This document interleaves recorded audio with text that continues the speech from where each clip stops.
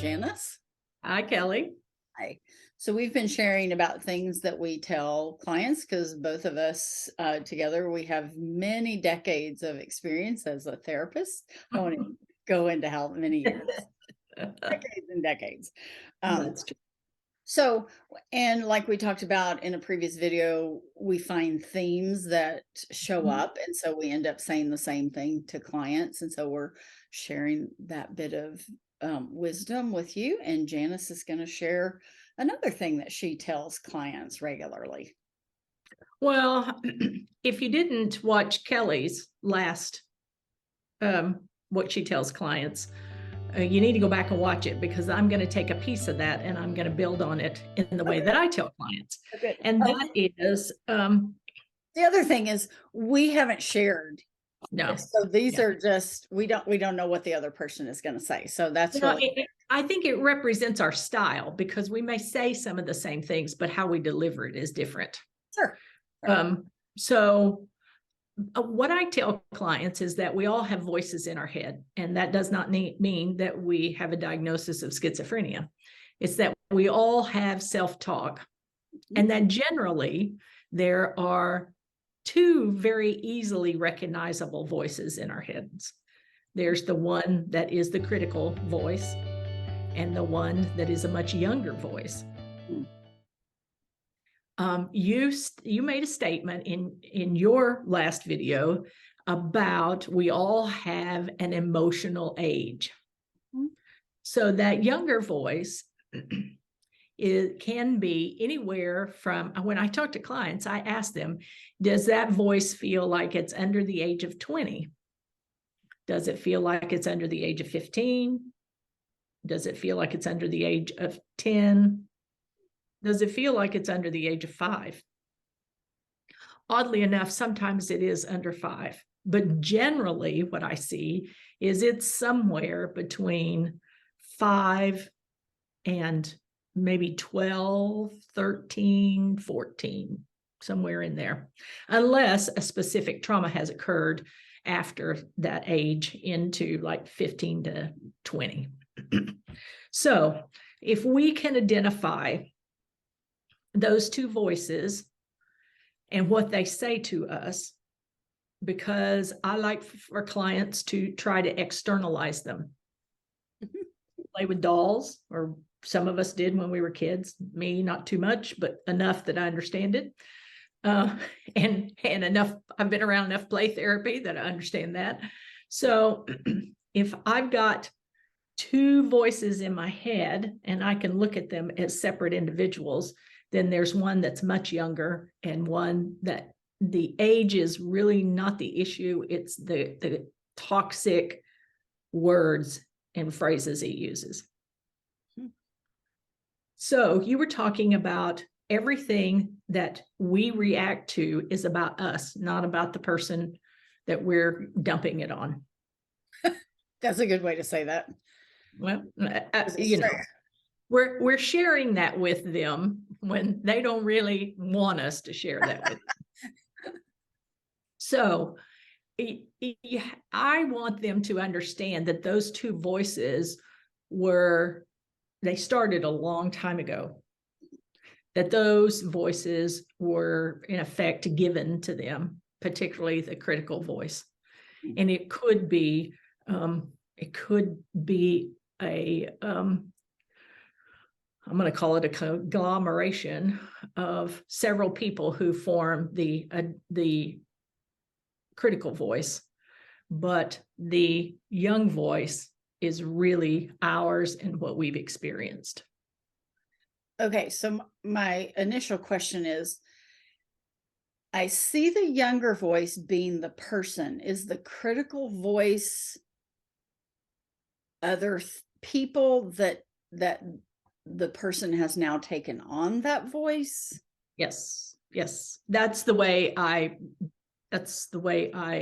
explain it, is that they have now adopted those things that voice says to them because it was given to them by other people, whether it's one other person or many people, so that they can see that those two voices often drive their behaviors and their emotions. So if I share anything personal, I share that when I was doing this work, I figured out that my younger part was about 5 years old. Okay. And she had two approaches. She's pretty limited. And most 5-year-olds are limited. Sure. Okay.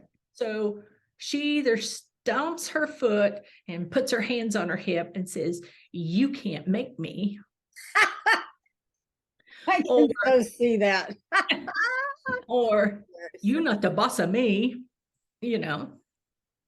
So she can either do that, or she is often scared or afraid.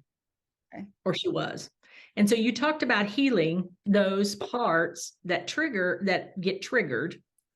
Well, my little girl got triggered. She either was afraid because she wouldn't perform well, or she was defiant that you weren't going to tell her what to do, and you weren't going, you are not thought the boss of me.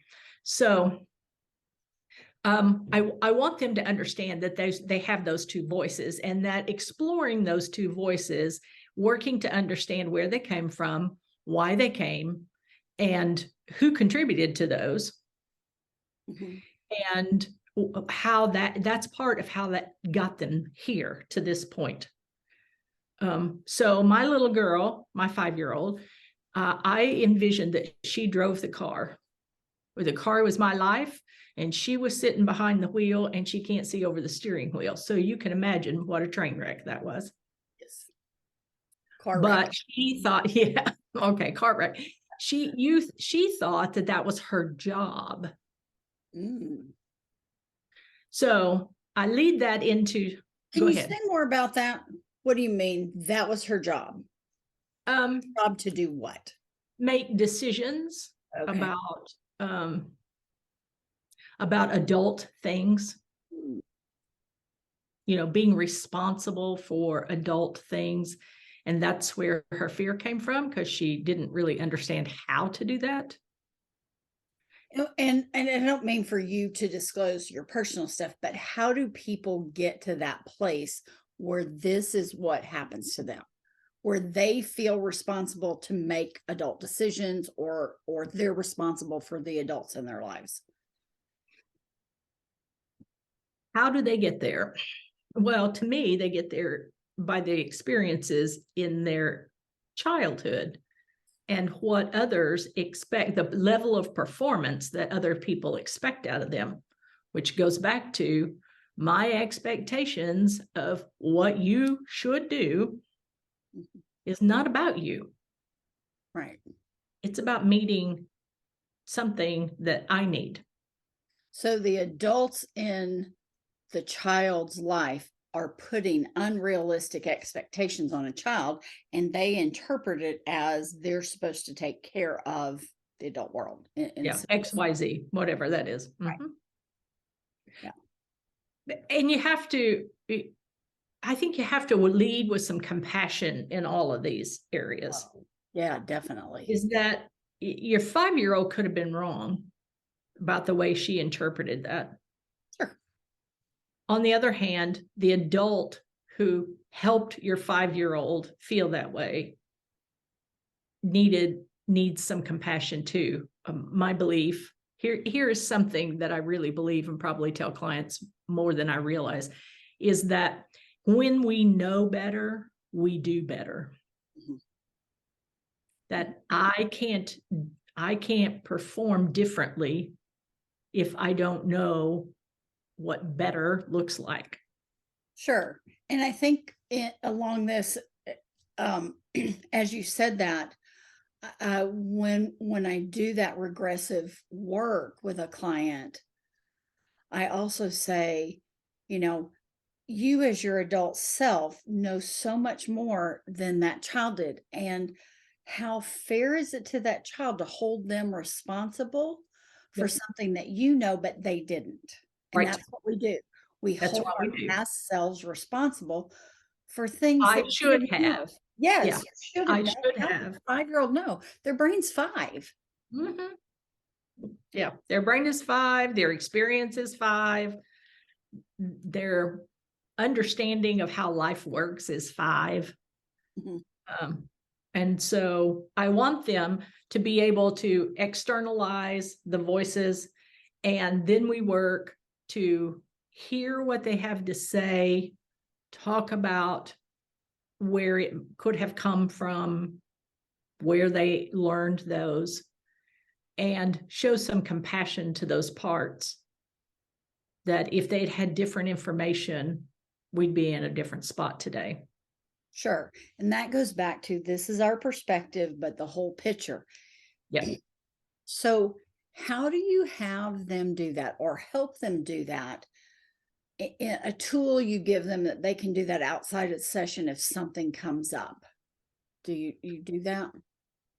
Once they recognize that they have these two, at least these two voices, there are many more, but these two main voices, is that I want them to recognize when that voice comes to the forefront and begins to lead the situation they're in.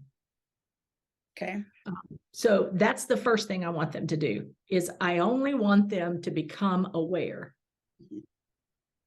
And after they become aware and they go, oh, my little girl comes out here, my critical voice comes out there, and they are comfortable with that, then we go into what's it saying, what does it need. So you find it and you focus on it is the first two things, which for any clinician or anyone else who's interested, that comes from internal family systems. Correct. Yeah. And it's what I tell clients is when you're outside of session and you notice that, just ask that part what they need. Just ask them, Mhm. why did they show up? Mhm. And it's Well, I do it a little differently. I want okay. them to know, I want them to recognize that it's out there, it's Mhm. up front. Then I want them to recognize what the emotion is, because Sure. I believe the emotion and what it needs are tied together. Correct. Yeah. So you go about it in a little different way, and Mhm. I take it. And so I tried to give steps for them to remember how to do that. Once they find it and they focus on it, and you begin to give it some compassion, Mhm. then I believe that's when the healing begins, is when you start to give that part of you some compassion. Yes. And the way I kind of explain it to clients is if you imagine a stage Mhm. and the genuine self is supposed to be the primary character, they're supposed to be the one on center stage. Mhm. Then all the supporting parts are in the audience, the first row of the audience. But what happens is sometimes those supporting parts come up and push the genuine self Scary aside. girl. Yeah, and they take over. Mhm. And so it's being able to put them back in the front row and or off to the side and you take center stage again. Mhm. That Same thing with my 5-year-old is driving my car. yes, yes. Yeah. Yep. And you and I both went to the same training with Robin Shapiro where she had the two-hand technique. Mhm. One part in one hand and your present day self in the other and have that conversation. And Mhm. sometimes when when these are too abstract of thoughts for a client, I'll have them do that.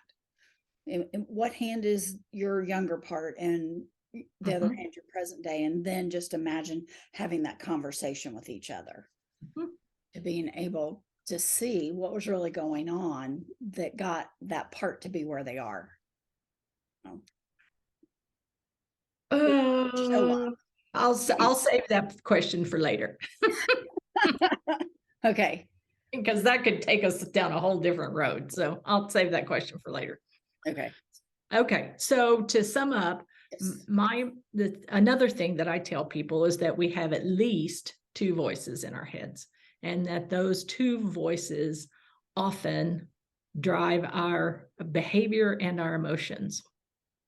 And so we need to understand them, figure out where they come from, how they got there, and to learn more about what they need and what they're telling us.